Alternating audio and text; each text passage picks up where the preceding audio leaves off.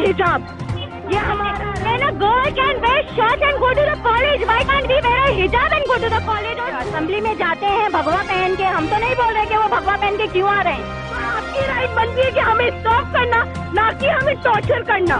This is actually तो cover है, हम जब हेड टू तो कवर है, हम कुछ दिखा नहीं रहे, तो भाई हमें ही हमेशा पिन आउट क्यों करना है। हमारे रिलीजन के ऊपर you can't attack like this. आप अटैक नहीं लेते हैं कि हम हिजाब के लिए इसलिए खड़े क्योंकि हम मुसलमान हैं, कि नहीं, हम इसलिए नहीं खड़े हैं यहाँ पे। हम हमारे संविधान के लिए खड़े हैं। ये आजाद भारत है, यहाँ हर मजहब के लोग हैं, यहाँ हर मजहब के लोग को अपनी आवाज उठाने का, अपनी हक रखने का, अपनी बात रखने का पूरा हक। हिजाबी लड़कियों को रोका गया और सैफरन बना के बच्चों को भेजा गया स्कूल में। आप क्या चाह रहे हैं कि वो बच्चे आपस में डिस्क्रिमिनेट करें कि मैं मुसलमान हूँ तू हिंदू है?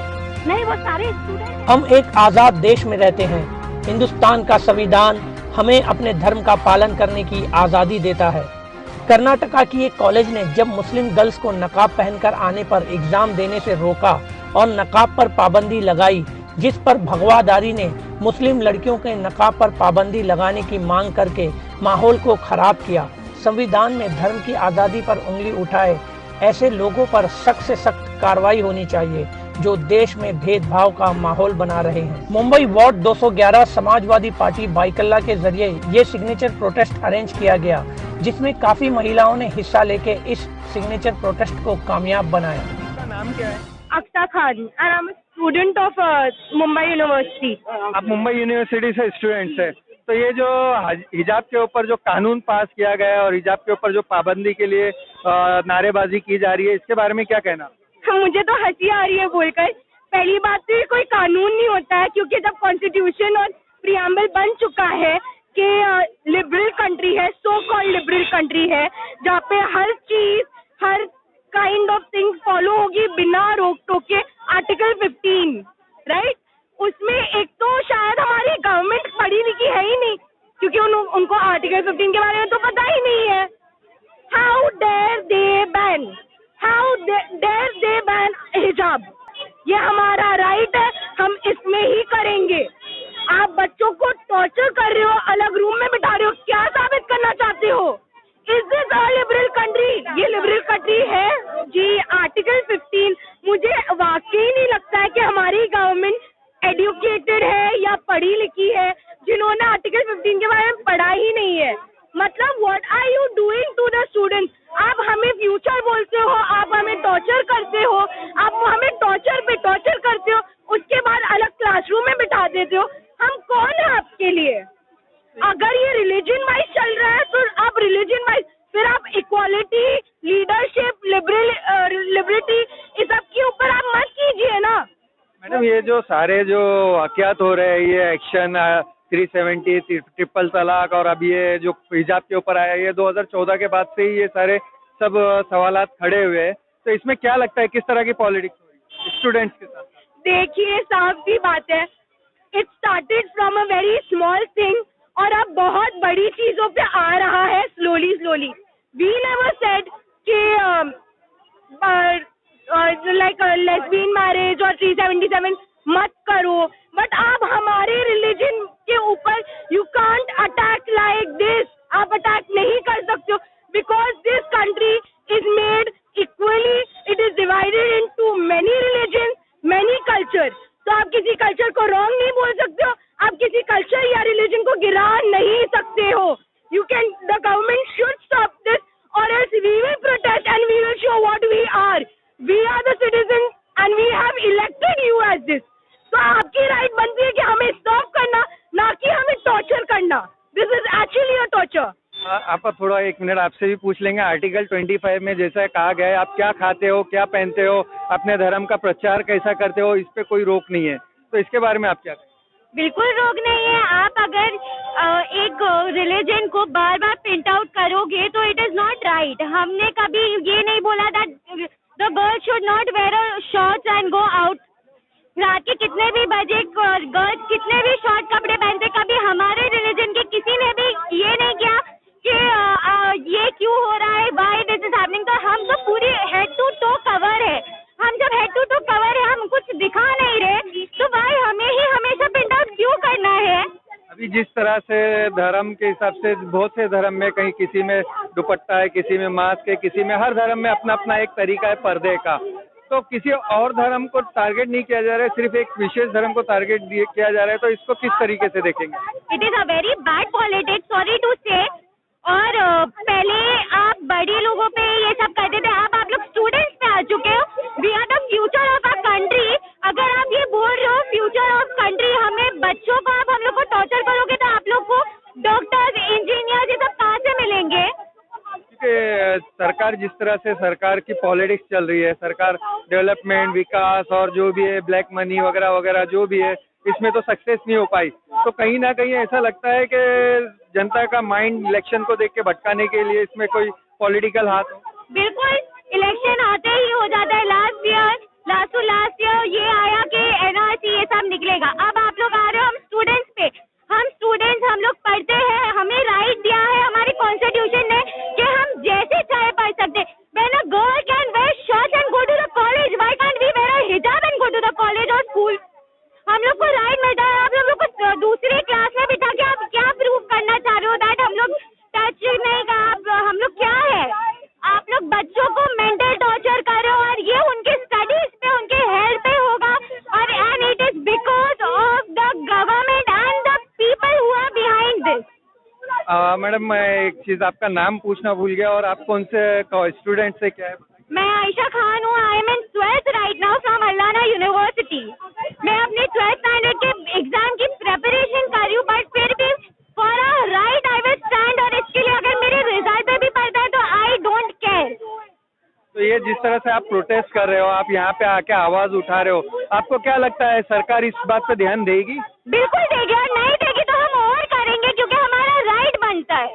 तो ये ऐसा स्टंट नहीं लगता है कि जनता के अंदर फूट डालना, जैसे एक स्टंट है इलेक्शन को लेकर जनता के अंदर फूट डालना, वोट की राजनीति, ये स्टंट नहीं लगता है?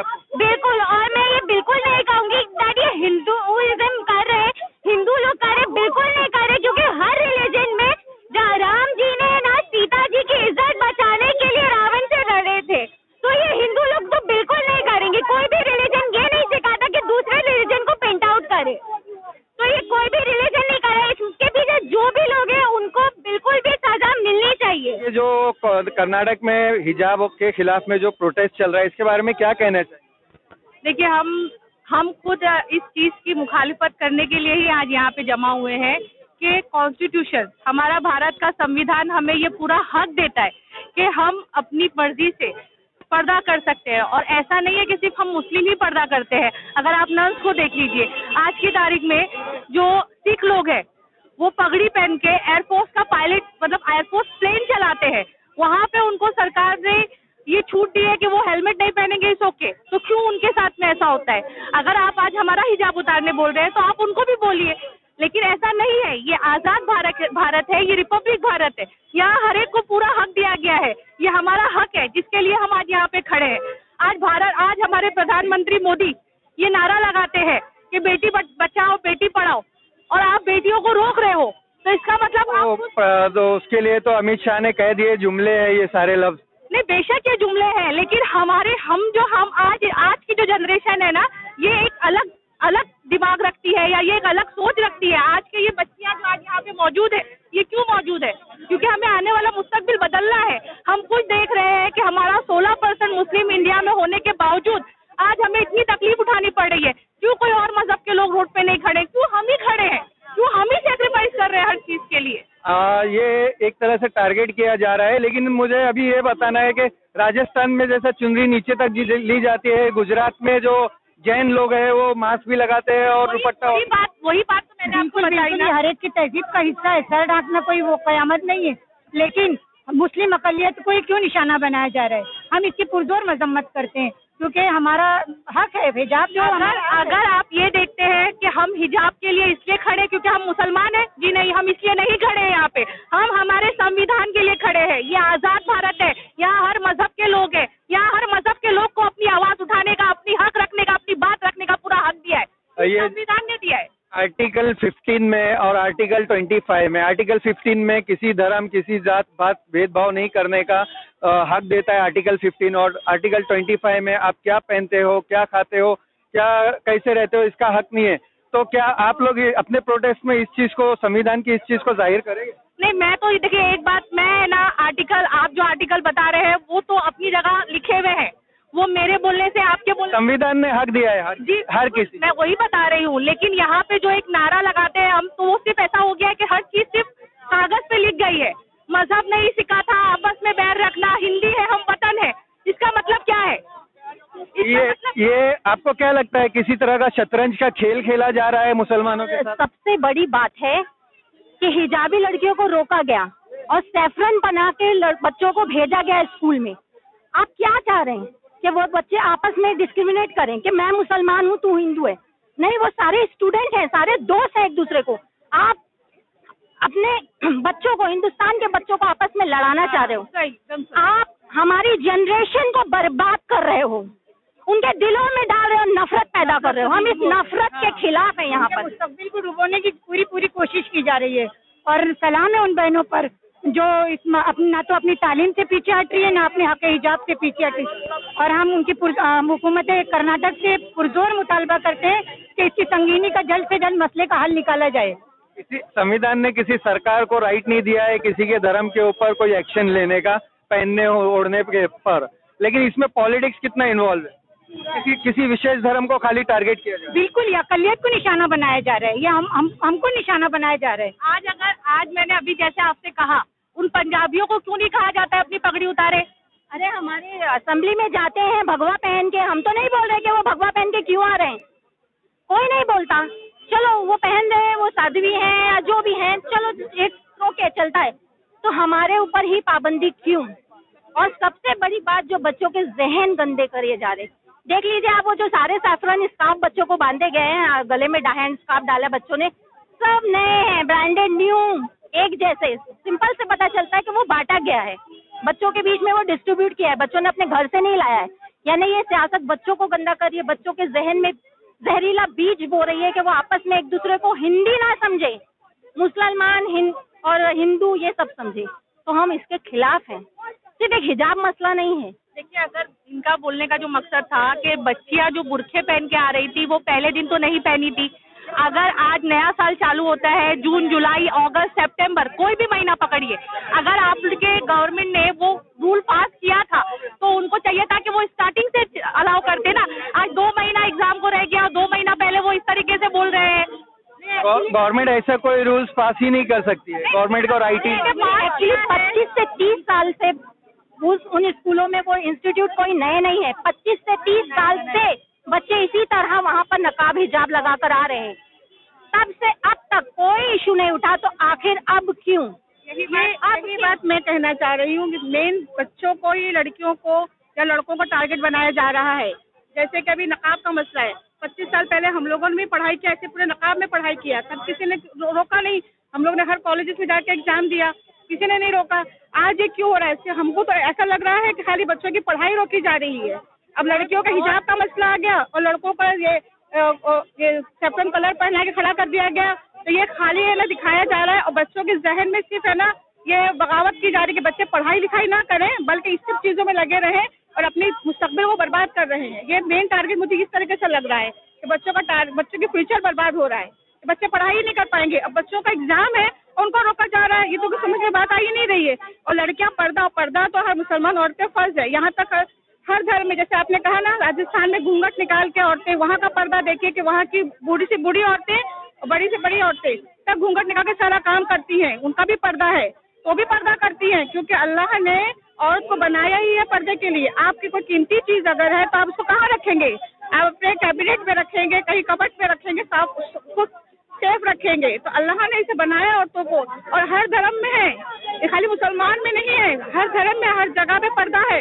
राजस्थान में देखिए, गुजरात में देखिए, लोग पूरे घूंघट में सारा काम करती हैं। तो आज बच्चियों को क्यों रोका जा रहा है? वो भी नकाब के लिए, नकाब पहन के, हम लोगों ने खुद नकाब पहन के 25 साल पहले एग्जाम दिया है।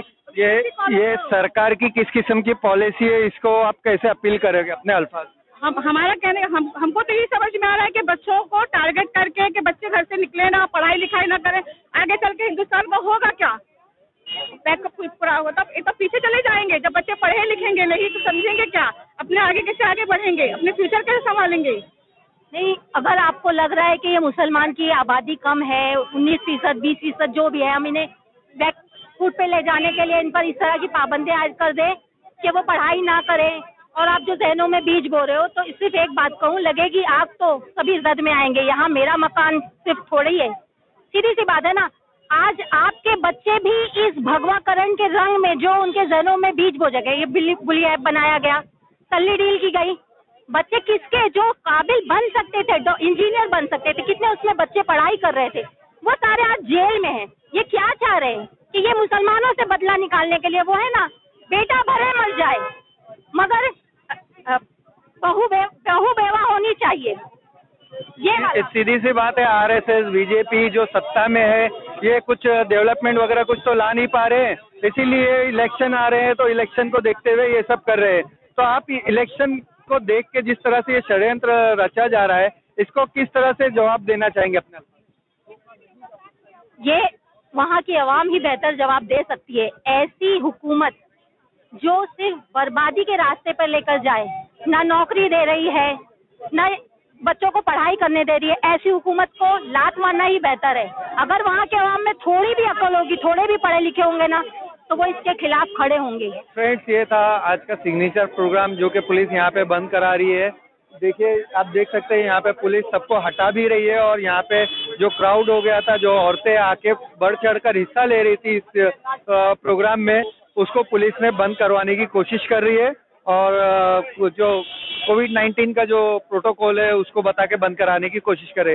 इसी के साथ यहाँ की जो जनता थी, सबसे पहले तो ये बताऊँ, यहाँ की जो जनता थी, जो औरतें थी, और उसमें स्टूडेंट्स हो या बड़े हो या छोटे हो, सबने तकरीबन हिस्सा लिया, और सबने बढ़ चढ़कर हिस्सा लिया और अपनी राय रखी, और साफ साफ लफ्जों में कहा कि ये जिस तरह से मुसलमानों को परेशान करने के लिए इलेक्शन के दौर में सरकार दुगली पॉलिसी करती है, उसके खिलाफ सबने एक आवाज होकर साफ लफ्जों में कहा ये उनके हक के खिलाफ है, और हम हमारा हक पूरी तरह से हासिल करके रहेंगे। इसी के साथ मैं अपनी रिपोर्टिंग क्लोज करता हूँ। बाइक अल्लाह, मुंबई से जिशान शेख के साथ इकबाल जुबेरी, डोंगरी एक्सप्रेस।